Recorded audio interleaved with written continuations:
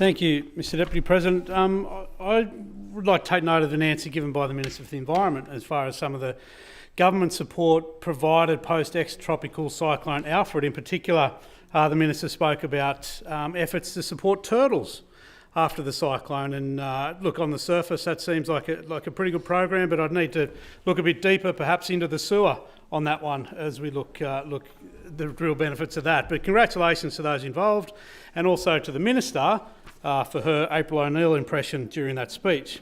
There have been some quite significant damages, impacts from ex-tropical Cyclone Alfred, and they're still being felt and will be for many years. And included as the impact on turtles, there's been impacts on other marine life as well. Of course, we've seen fish kills up in that area that are quite heartbreaking to see.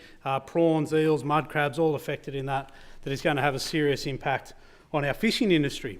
Horticulture also has been particularly affected. Pecans, vegetables, flowers, bananas, blueberries, just some of the crops that have been damaged. Soybeans, sugarcane, waterlogged pastures that continue to be chewed up by cattle as they walk through them, and dairy farms have had to tip out thousands of litres of milk, unfortunately. So that's why I think we need more support for these producers up there that are affected, and we're calling on behalf of those people to quickly have Category C funding installed for that area. We need to get some money into the pockets, $75,000 grants or even $25,000 grants into the pockets of the men and the women who are running the small businesses in the Northern Rivers.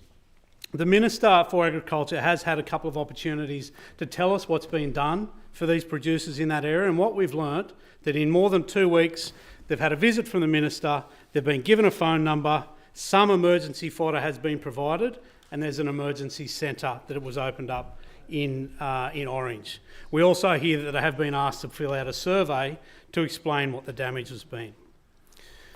We do need more than that, and we need that quickly. And I do understand that a lot of the funding models for additional grants rely on joint funding between the state and federal government.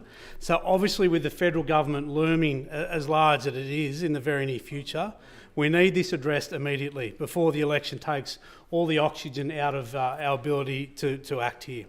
So we need the Minister to make the phone calls needed together with her federal counterpart and make the decisions to declare Category C disaster recovery funding arrangements, and ultimately make that funding available to those affected producers so they can get on with their recovery. And if it's the information we need, then let's get some boots on the ground up there. Surely DPI and LLS staff, we have them that would be capable of getting up there and doing the assessment so we can pull the trigger for that. We do need to hear more for this. They're going through a very tough time up there, the producers, after another event only a couple of years ago, and deserve some speedy response from this government. Further